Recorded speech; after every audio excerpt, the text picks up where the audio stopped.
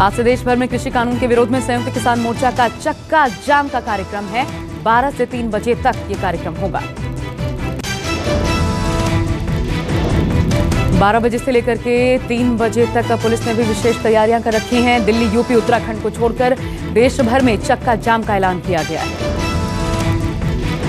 वहीं बीकेयू के नेता राकेश टिकैत ने कहा, जो लोग यहां नहीं आ पाए वो अपनी जगहों पर चक्का जाम शांतिपूर्ण तरीके से करेंगे। किसान नेताओं ने आम लोगों से भी इस चक्का जाम को सफल बनाने की अपील की है। इस दौरान इमरजेंसी और आवश्यक सेवाओं जैसे एम्बुलेंस, स्कूल बस इत्यादि को नहीं रोका जाएगा। किसान नेताओं ने प्रदर्शनकारियों को निर्देश दिए हैं, कोई भी इस कार्यक्रम के दौरान किसी भी अधिकारी, कर्मचारी या आम नागरिकों के साथ टकराव में शामिल न हो। दिल्ली एनसीआर में कोई चक्का जाम नहीं होगा क्योंकि सभी विरोध स्थल पहले से ही चक्का जाम मोड में हैं। दिल्ली में प्रवेश करने के लिए सभी सड़कें खुली रहेंगी सिवाय उनके जहां पहले से ही किसानों के पक्के मोर्चे लगे हुए हैं। 3 बजे 1 मिनट तक हॉर्न बजाकर किसानों की एकता का संकेत देते हुए चक्का जाम कार्यक्रम संपन्न किया जाएगा। किसानों के चक्का जाम के ऐलान के बाद फरीदाबाद पुलिस अलर्ट पर है। शहर में किसी भी तरह की अराजकता को बर्दाश्त नहीं किया जाएगा। चक्का जाम के ऐलान को देखते हुए शहर में 3500 पुलिसकर्मियों को लगाया गया है तो केजीपी टोल पर पुलिस बल तैनात है। लोगों पर सीसीटीवी कैमरों से नजर रखी जाएगी। पुलिस को tear gas, anti riots vehicle, ambulance, crane और फायर ब्रिगेड से लैस रहने के निर्देश हैं। किसान महापंचायत के जरिए सचिन पायलट का शक्ति प्रदर्शन, बोले केंद्र को तीनों काले कानून वापस लेने ही होंगे। सचिन पायलट ने कृषि कानूनों को निशाना बनाकर वापस लेने सहित कुल 4 प्रस्ताव पारित किए। उन्होंने कहा, यह लड़ाई लंबी है मगर हमें ही लड़नी है। सोनिया गांधी के नेतृत्व में कांग्रेस पार्टी जी जान से इस कृषि कानून के खिलाफ लड़ेगी। यूपी के शामली में महापंचायत के लिए बड़ी संख्या में पहुंचे किसान, प्रशासन के आदेश को किया दरकिनार। महसवाल गांव के तीनों रास्ते जाम हो गए थे। पुलिस को सुरक्षा के लिए गांव और आसपास के चौराहों को छावनी में तब्दील करना पड़ा। महापंचायत खत्म होने के बाद शामली में जाम लगाया गया। ट्रैफिक सामान्य होते होते शाम के 6 बज गए थे। विपक्ष की मांग पर कृषि मंत्री नरेंद्र तोमर ने कृषि बिल को लेकर राज्यसभा में दिया बयान। कहा, इस बिल में काला क्या है।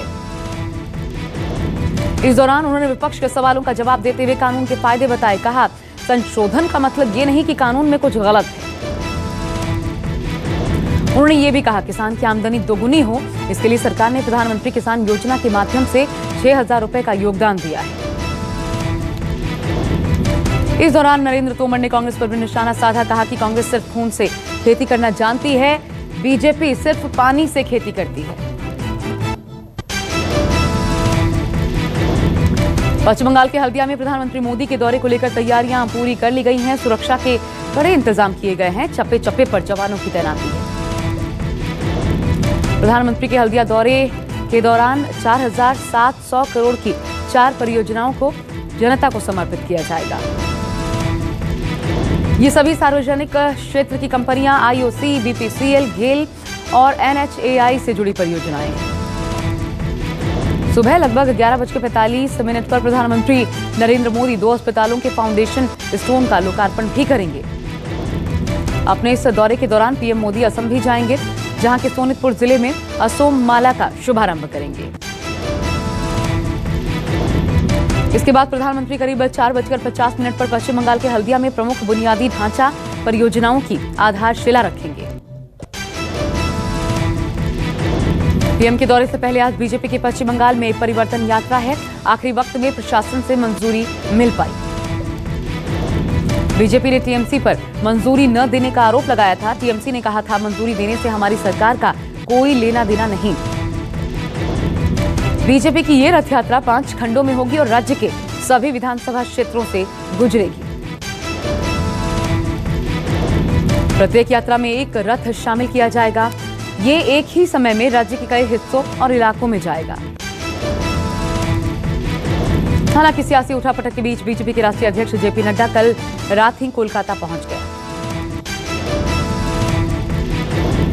वहीं कलकत्ता हाईकोर्ट में यात्रा रोकने के लिए जनहित याचिका डाली गई थी, जिसमें कोरोना और कानून व्यवस्था का हवाला दिया गया था।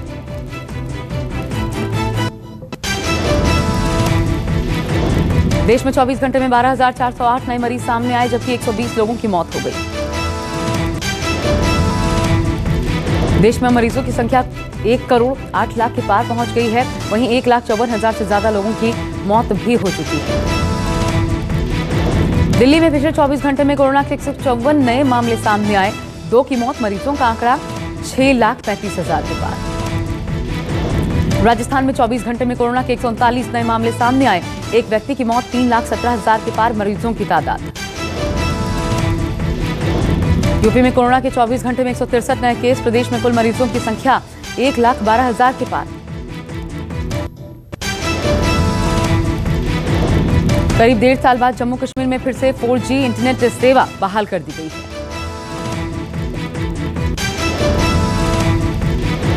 बताया जा रहा है कि छात्रों की ऑनलाइन पढ़ाई के मद्देनजर ये कदम उठाया गया है।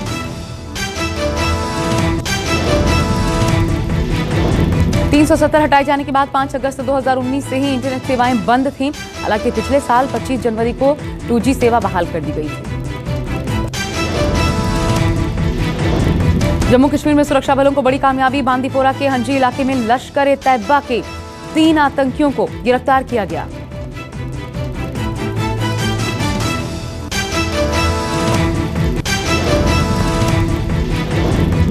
पुलिस को इन सभी के पास से 3 जिंदा हैंड ग्रेनेड, एक AK-47 राइफल, 21 कारतूस और दूसरे हथियार भी बरामद हुए हैं। ये आतंकी जम्मू कश्मीर में किसी बड़ी आतंकी वारदात को अंजाम देने की फिराक में थे, लेकिन पुलिस ने इनके मंसूबों पर पहले ही पानी फेर दिया।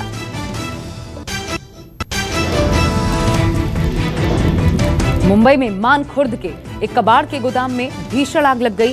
कड़ी मशक्कत के बाद इस आग पर काबू पाया जा सका। हालांकि जब तक आग पर काबू पाया जाता, लाखों का सामान जलकर खाक हो गया।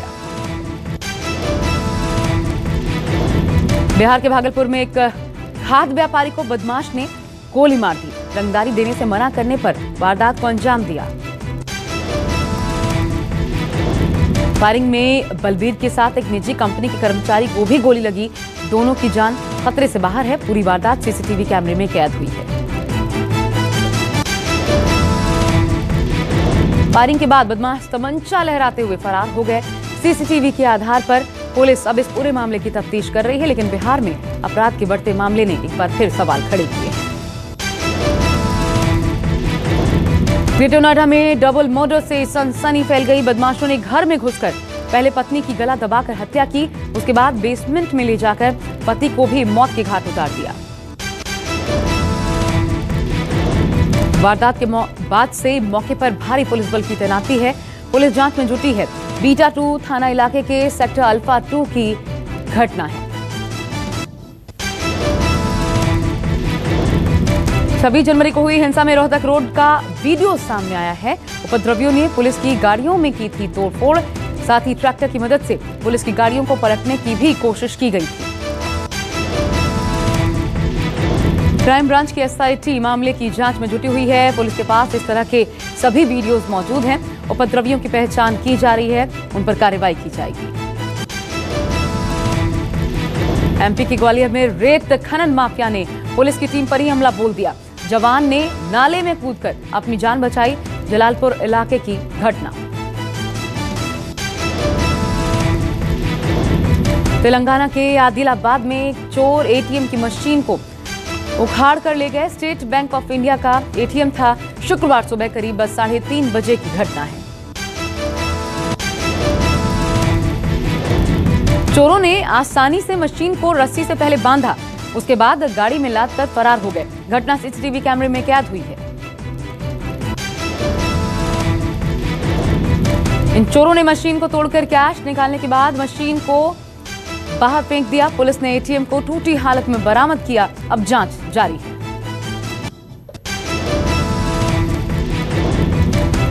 हैदराबाद पुलिस ने घर में घुसकर लूट की वारदात को अंजाम देने वाले गिरोह के 3 बदमाशों को गिरफ्तार किया है। ये बदमाश आसपास के राज्यों में चोरी की वारदातों को अंजाम दिया करते थे। पुलिस ने इन बदमाशों से लाखों की ज्वेलरी और 8 लाख रुपए कैश बरामद किया है।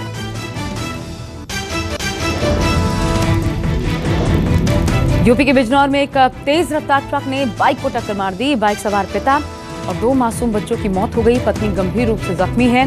नगीना के चक्कर चौक की घटना है।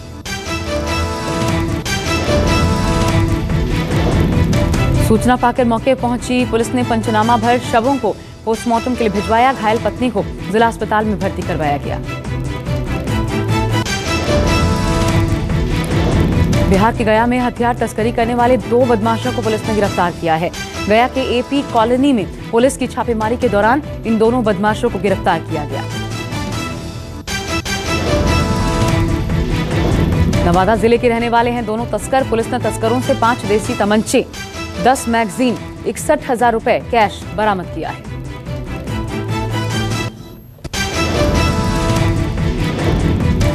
इंडिया और इंग्लैंड के बीच खेले जा रहे पहले मैच में मेहमान टीम की पकड़ मजबूत है। पहले दिन 3 विकेट खोकर 263 रन बनाया। कप्तान रूट ने पहले दिन शानदार शतक जड़ा। 128 रन बनाकर अभी भी क्रीज पर मौजूद हैं। जो रूट ने रचा इतिहास। करियर के 98, 99 और 100वें टेस्ट में शतक लगाने वाले दुनिया के पहले खिलाड़ी बन गए हैं जो रूट।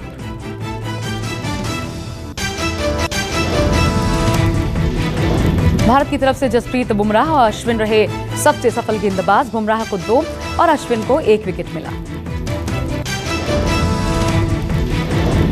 चेन्नई टेस्ट पर बोले सचिन तेंदुलकर, मुंबई हमले के बाद जब देश में क्रिकेट लौटा तो हम चेन्नई में इंग्लैंड से जीते थे। चाहता हूं वैसा ही नतीजा आए। कोच कपिल पांडे बोले गेंदबाजी में कोई खामी नहीं है, दावे के साथ कह सकता हूं वे बेहतरीन लय में हैं।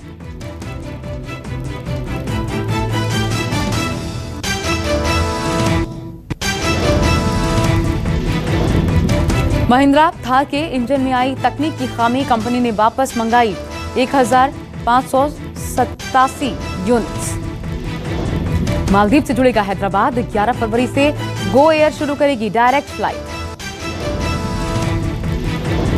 रिलायंस फाउंडेशन की चेयरमैन नीता अंबानी ने किया वन स्टॉप ब्रेस्ट क्लिनिक का उद्घाटन। नीता ने कहा डायग्नोसिस और अन्य सुविधाएं भी जल्द उपलब्ध हो जाएंगी। एसबीआई ने नॉमिनी रजिस्ट्रेशन को बनाया आसान। करोड़ों ग्राहकों को होगा इसका फायदा। इंस्टाग्राम यूजर्स को बड़ा झटका। अब फीड पोस्ट को स्टोरी पर नहीं कर पाएंगे शेयर। इंस्टाग्राम लेकर आया बेहद खास फीचर। अब डिलीट हुए फोटो वापस कर सकेंगे रीस्टोर।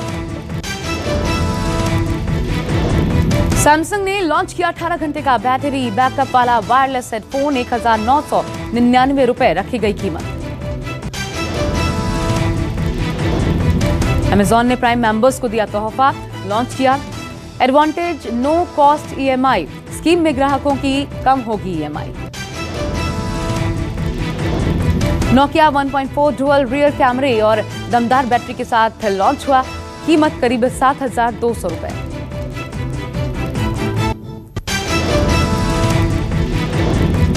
अभिषेक के बर्थडे पर इमोशनल हुए पिता अमिताभ बच्चन। शेयर की शानदार तस्वीर। सपना चौधरी ने हाथ पर बनवाया पति वीर के नाम का टैटू। तस्वीर हो रही है वायरल। ऑस्कर की रेस में शामिल हुई विद्या बालन की शॉर्ट फिल्म नटखट सोशल मीडिया पर पोस्ट कर जाहिर की अपनी खुशी। विकास गुप्ता को याद आए पुराने दिन। सुशांत सिंह राजपूत के साथ शेयर की थ्रोबैक तस्वीर। बिग बॉस 14 में देवलीना और रुबीना में हुई धक्का मुक्की। झगड़े के दौरान अपने आपे से बाहर हुई देवलीना। ब्रिटेन संसद में किसान आंदोलन पर चर्चा करवाने की तैयारी। 1 लाख से ज्यादा लोगों ने हस्ताक्षर किए। अमेरिकी संसद में ट्रंप को शपथ के साथ देनी होगी गवाही। वकीलों ने महाभियोग को बताया असंवैधानिक। पाकिस्तान के मंत्री फवाद चौधरी का आरोप पूर्व पीएम नवाज शरीफ ने ओसामा बिन लादेन से लिए थे $10 मिलियन। रूस चीन को अमेरिकी राष्ट्रपति बाइडेन का कड़ा संदेश, अमेरिका इज बैक की भरी हुंकार। मिस्र में मिली सोने की जीभ वाली ममी, क्वीन क्लियोपैट्रा के अवशेष होने का अनुमान। नमस्कार, मैं हूं मानक गुप्ता। अगर आपको हमारा ये वीडियो पसंद आया हो तो इसे लाइक और शेयर जरूर करें, और हां, हमें सब्सक्राइब और फॉलो करना ना भूलें ताकि आप देश और दुनिया की कोई खबर मिस ना करें। तो जुड़े रहिए हमारे साथ और देखते रहिए न्यूज़ 24।